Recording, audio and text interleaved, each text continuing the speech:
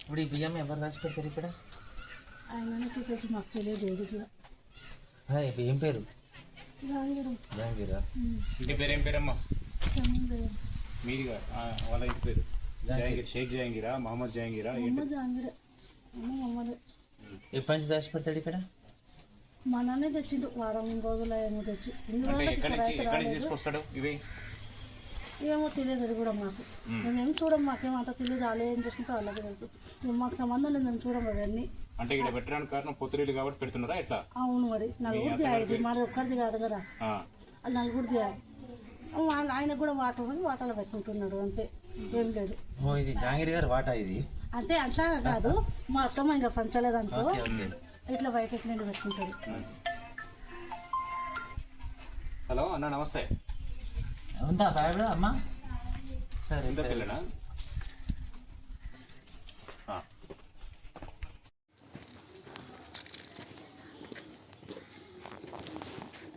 Venkatesh sir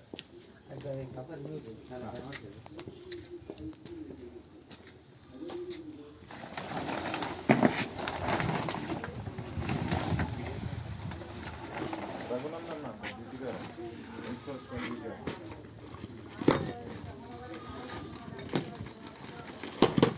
sir ఉన్నారు, ఇక్కడే ఉన్నారు సారు దిద్ది గారు.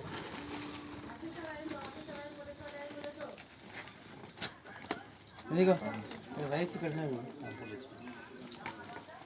అవునవునవును, ఇది పీడిఎస్ రైస్.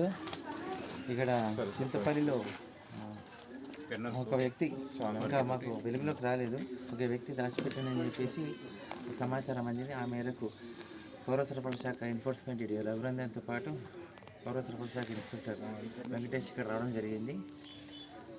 ఇక్కడ దాచిపెట్టిన పేరైతే మాకు ప్రాథమికంగా జహాంగీర్ అనే వ్యక్తి దాచిపెట్టాడని తెలిసింది. ఇప్పుడు ప్రస్తుతానికి అయితే ఆ వ్యక్తి ఇక్కడ లేడు. ఇక్కడ ఒక చౌక దుకాణం ఉంది. ఆ చౌక దుకాణం వెనక ఉన్న ఈ ప్రదేశంలో దాదాపు పెద్ద పరిమాణంలోనే ఉంటాయని చెప్పారు, కానీ ఇప్పటికైతే ఇవి ఉన్నాయి, ఈ స్టాక్ ఉన్నాయి. ఈ కాంటతో తూకం చేసి కొంటాడు అని సమాచారం ఉంది. నిన్న మార్చి 1 తారీఖు నాడు రేషన్ స్టార్ట్ అయింది. ఆ మార్చి 1 తారీఖు నాడు రేషన్ స్టార్ట్ అయిన తర్వాత ఎవరైతే రేషన్ షాపులో బియ్యం కొనుక్కొని పోతుంటారో వాళ్ళ దగ్గర కొని మళ్ళీ ఇక్కడ స్టోర్ చేస్తారు అనేది ప్రాథమిక సమాచారం. ఆ సమాచారం మేరకు ఇక్కడ తనిఖీలు నిర్వహించడం జరిగింది. ఇంకా ఇక్కడైనా ఉందా అనేది తేలాల్సి ఉంది. భర్త పేరు ఏం పేరమ్మా? మీ ఆయన పేరు?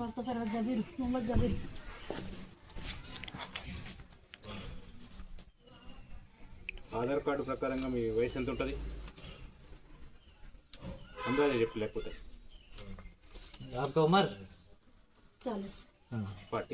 40. వృత్తి ఇంట్లోనే ఉంటారా, ఏమైనా పని చేస్తారమ్మా? మీరు ఏమైనా పని చేస్తారా, ఇంట్లోనే ఉంటారా అంటున్నా? ఓకే. మీరు దూరేకులనా లేకపోతే ఓసీ ముస్లిమా?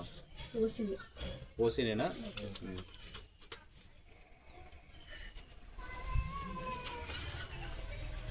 చింతపల్లినా మీది? మీరు ఇక్కడేనా? చింతపల్లి వేరే దగ్గర నుంచి వచ్చి ఇక్కడ ఉంటున్నారా? చింతపల్లి. ఆధార్ ఉందా మీది?